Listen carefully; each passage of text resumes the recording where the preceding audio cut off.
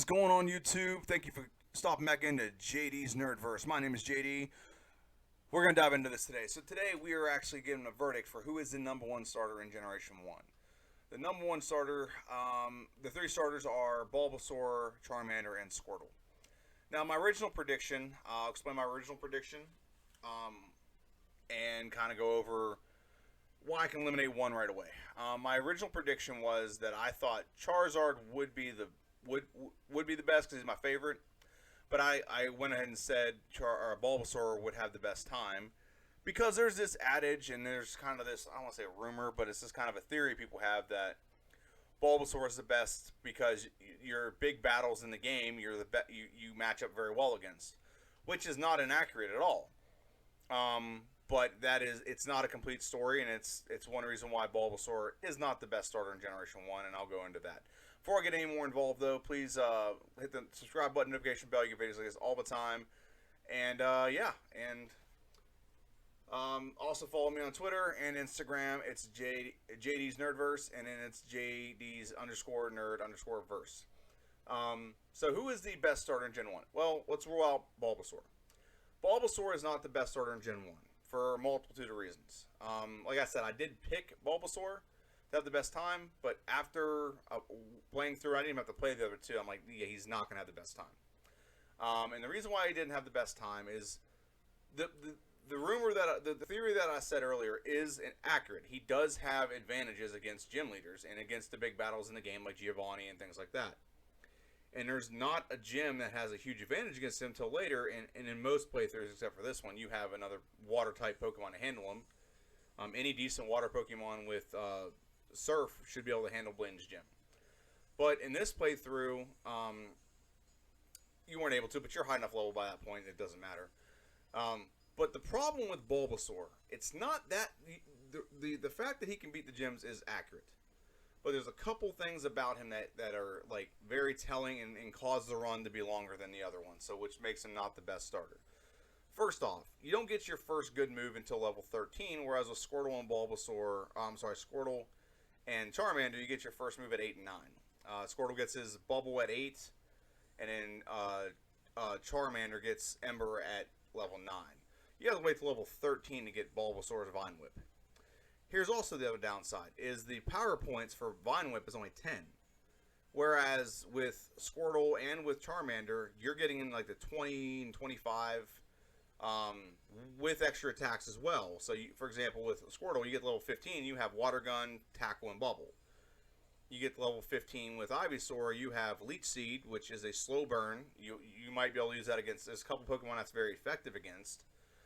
Like, if you're facing a Metapod, you can replenish your health without wasting an attack.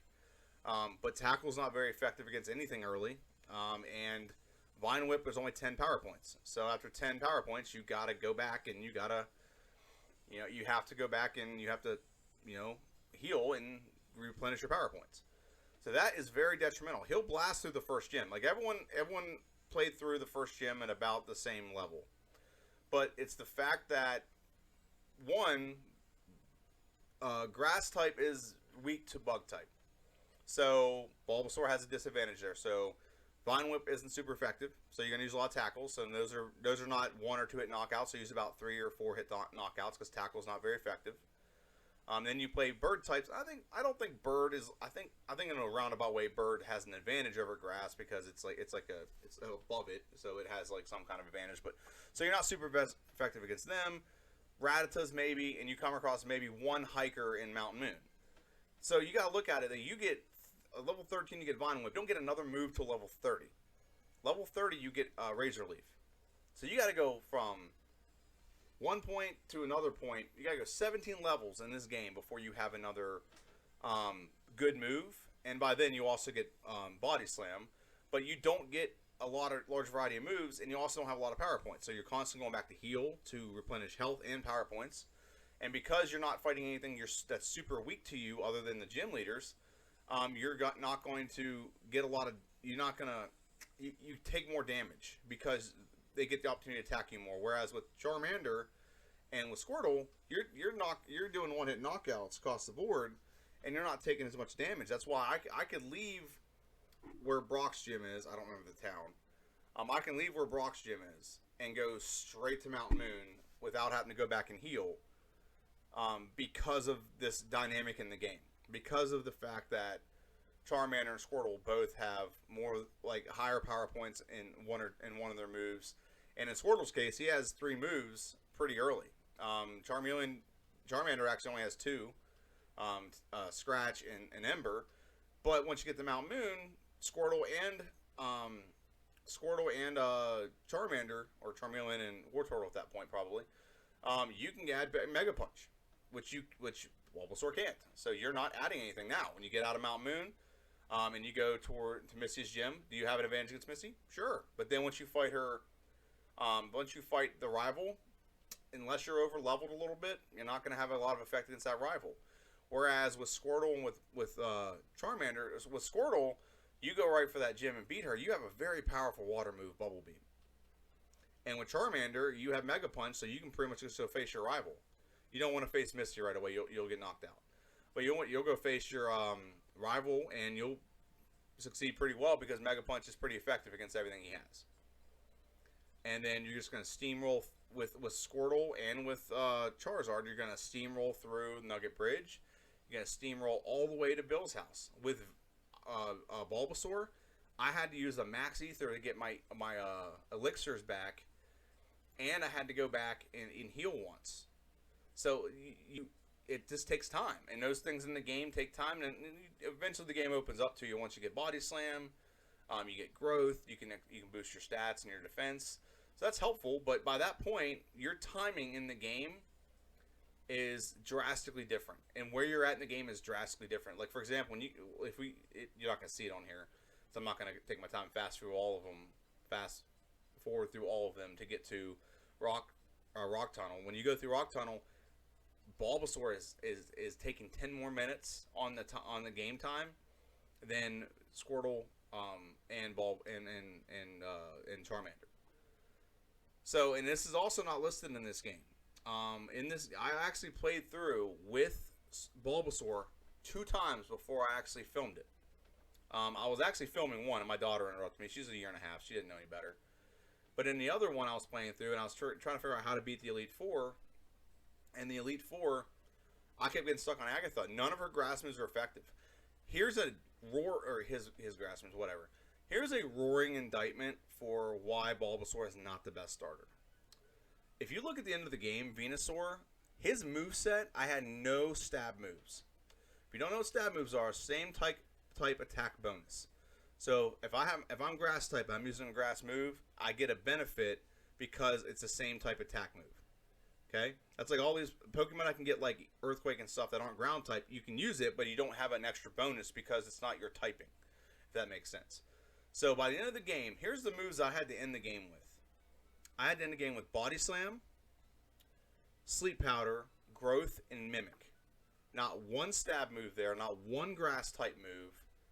And a lot of them, basically I had to steal a move from my opposition to win. Like against Agatha, I had to steal Dream Eater, and then I had to put everyone to sleep and use Dream Eater to drain their health and replenish my own because it was such a rough fight. So I can, with honest to goodness, say that Bulbasaur, it's been debunked. This has been debunked. Bulbasaur is not the best starter in Generation 1. I like Bulbasaur. He's very good to be a part of a team. But he is not the best starter. He is made to be on a team that can take care of the other battles while Bulbasaur takes care of the big battles. And there are some big battles he can handle. Brock, the first 4 gyms, he basically has no disadvantage to. He has the weak to him. Electric Gym, not really weak, but not super effective against you. And then the Grass Gym, same type, but you have normal moves, and Erica does not. And then you have the Poison Gym, not super advantage there. Fire type, but by then you have you have a wider move set. You can use Growth, so on and so forth, to sweep through them. And then all your Giovanni fights, your rival fights, they're not the greatest early, but later they get better. And then you have Erica, which you'll steamroll through her as well, as long as you're able to set up your growth. So, yeah, you are drastically, you drastically have to take more time get more levels, and you have to work a very limited moveset. I think it's the biggest detriment to Bulbasaur is his moveset. If you could learn Dig, for example, which doesn't make sense to me that a lizard and a turtle. I mean, it makes sense that lizards and turtles can dig. In real life, they can. But it doesn't make sense that the one plant Pokemon who plants root themselves in the ground can't learn Dig or Earthquake. It doesn't make sense. But with that being said, Bulbasaur is not going to be the number one Pokemon in Gen 1. It's not. So I can move on from that. He's a good Pokemon. I played through. If you ever played through, it's a game called PokeMMO. I played through, and he is my grass type because he is a good grass type, but he is not the best starter in Generation 1. He's the best starter for about 10 battles. But it's the other, and 10 of those battles are pretty big, but it's the other battles in the game that he has no advantage at all to. Now, let's move on to the other two, the two finalists in this. So the two finalists in this are Charizard and Blastoise, or Charmander and Squirtle. Both of them pretty much had very similar runs. They both had extremely similar runs.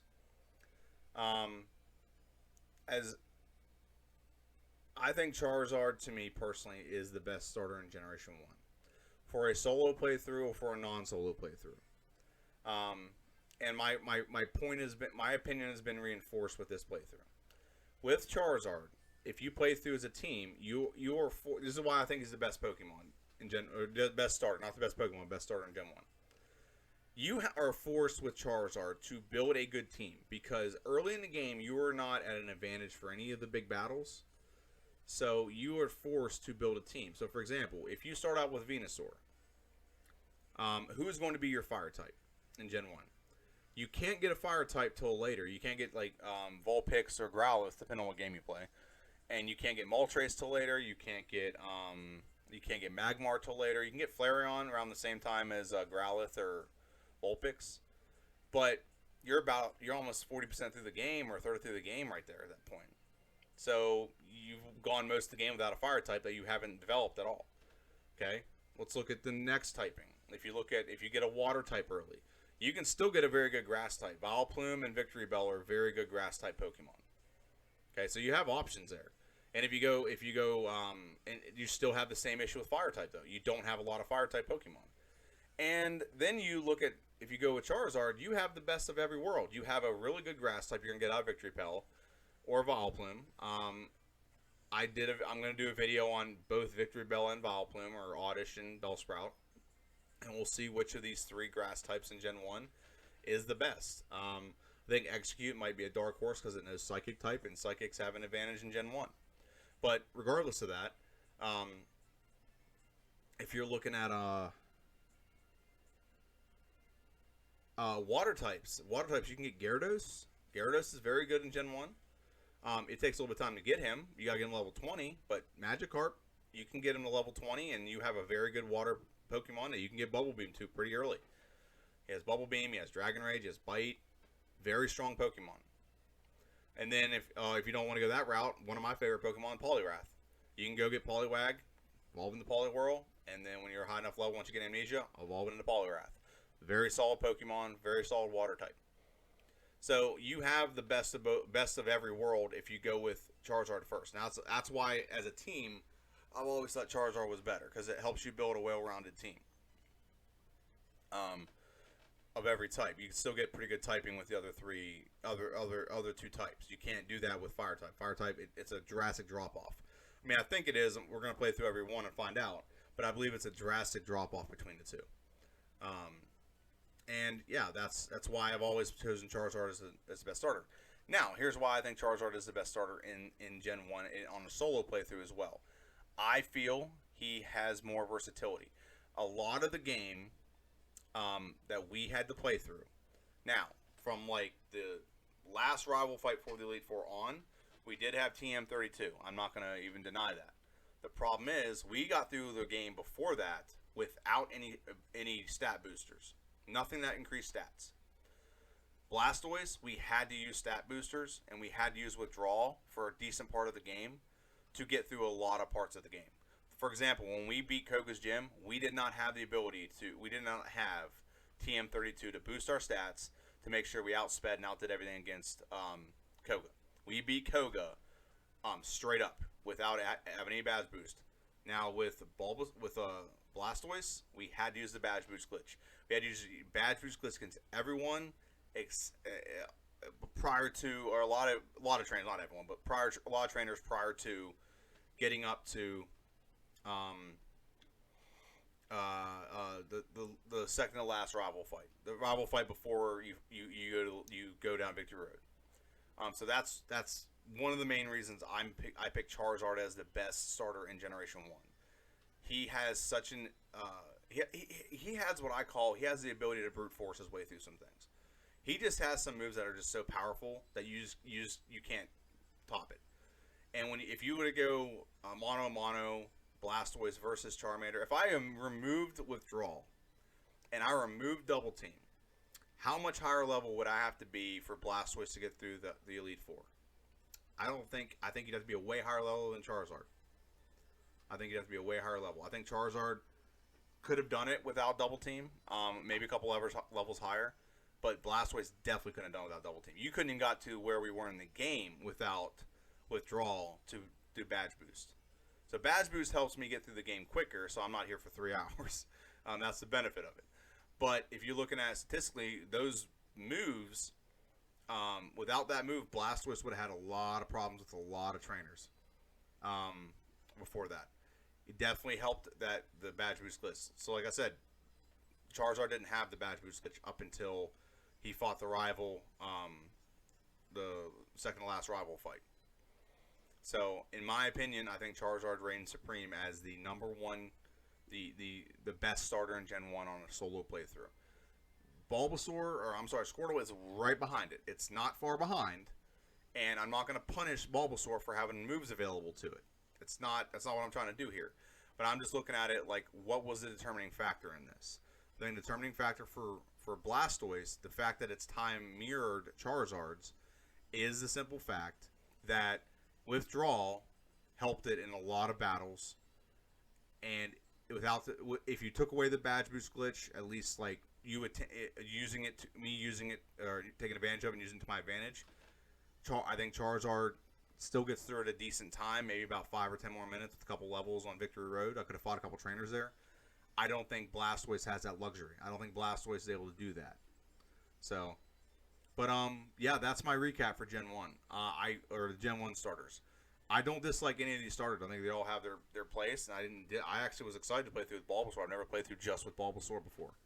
And like I said, Bulbasaur got a scout run. This is why it's very apparent to me that Bulbasaur is not the best. Bulbasaur got 2 scout runs to see where Bulbasaur would run in the hiccups, where he would struggle, and he still came out with it was a sub 2 hour run, but it was about an hour and 55 minutes.